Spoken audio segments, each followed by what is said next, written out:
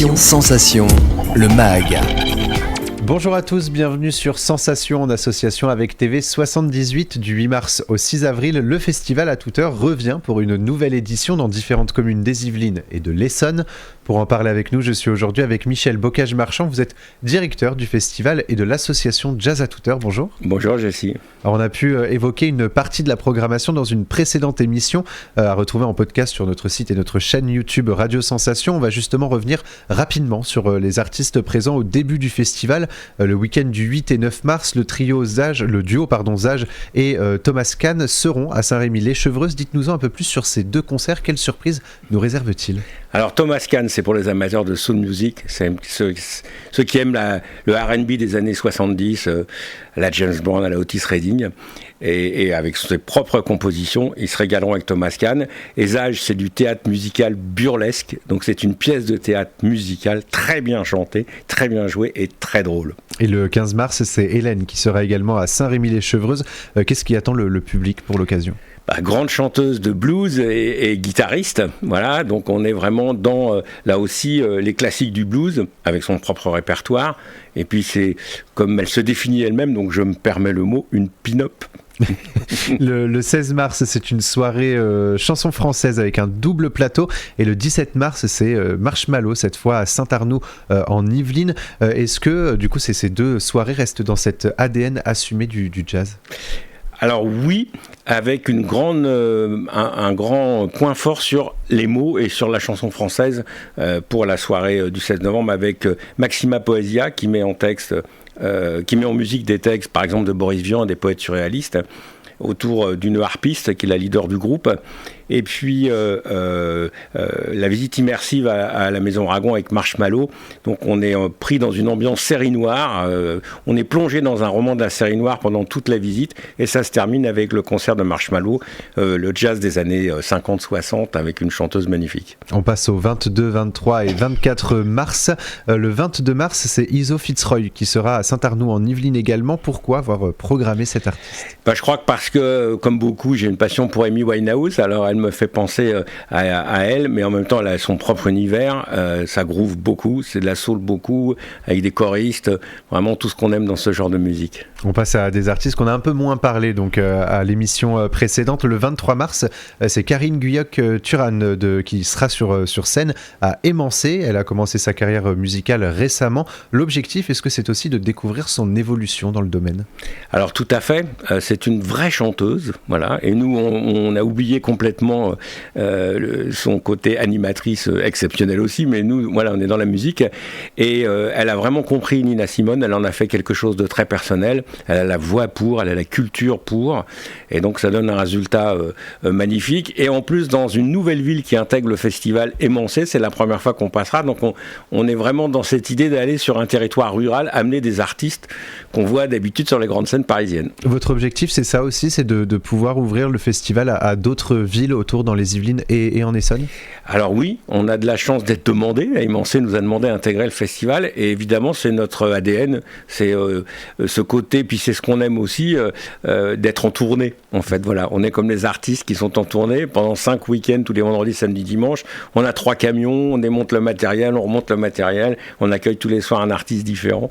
Voilà, on se prend pour des vedettes. Et le 24 mars, c'est le groupe Little Odetta qui sera à Rochefort en Yvelines. On va écouter un extrait et on poursuit juste après.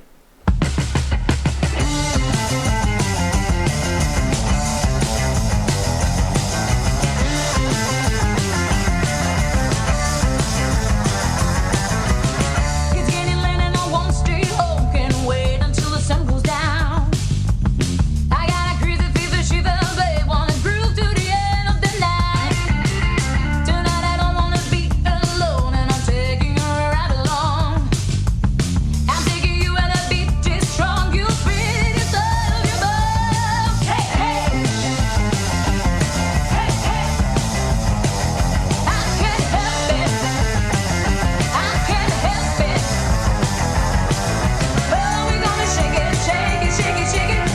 Little Odetta, c'est donc le 24 mars à Rochefort en Yvelines. Pourquoi avoir voulu programmer cet artiste pour le festival ? Je crois que parce que c'est rock, voilà. Et moi, ma jeunesse, c'était le rock de Led Zeppelin, c'était le rock des années 70, 80. Et j'ai vraiment tout retrouvé cette énergie-là. Je crois qu'il ne renie pas ses origines-là aussi, c'est leur propre musique qu'il joue. La chanteuse est exceptionnelle, voilà, on l'a entendu. Beaucoup d'énergie sur scène.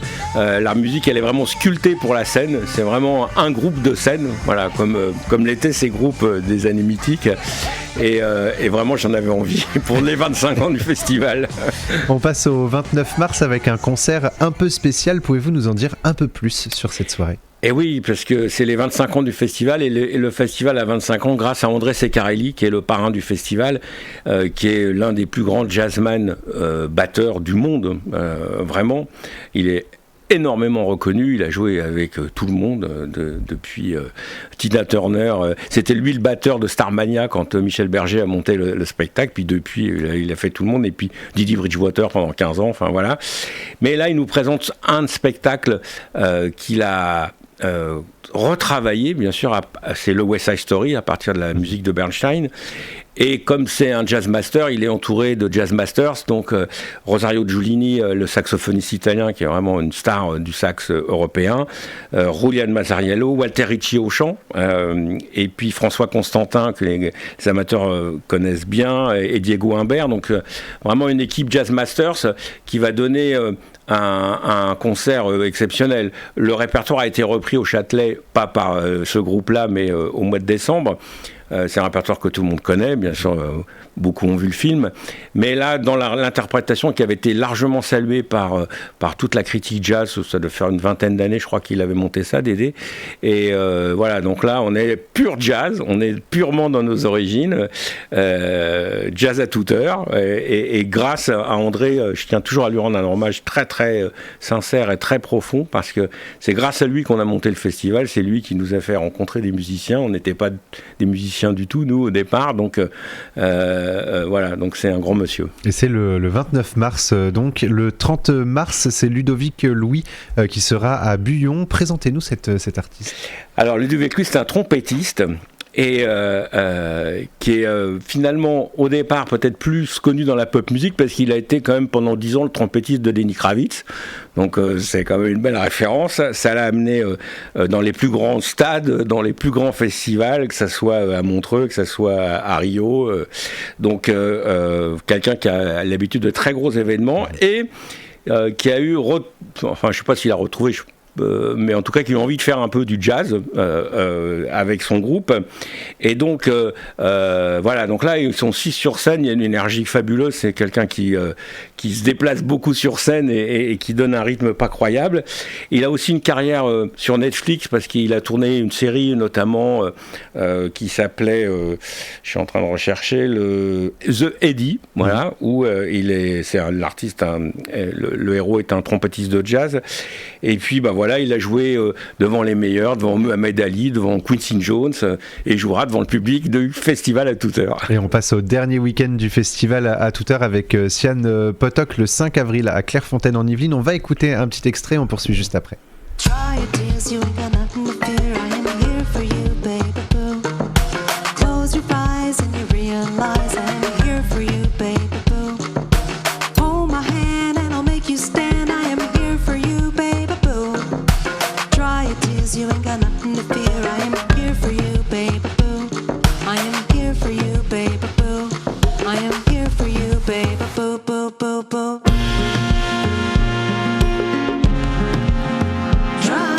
Et enfin, le 6 avril, c'est Gaby Hartmann qui clôture le festival à toute heure. Pourquoi avoir programmé cet artiste en clôture de festival ?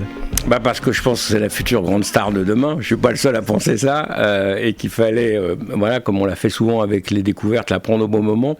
Elle a une agilité de voix incroyable, un répertoire qui va du français à l'anglais, en passant par d'autres langues, je crois. Et donc, elle a ce côté satiné des grandes chanteuses de jazz qui fait que elle va pouvoir toucher un public très très large, comme le fait Mélodie Gardot par exemple.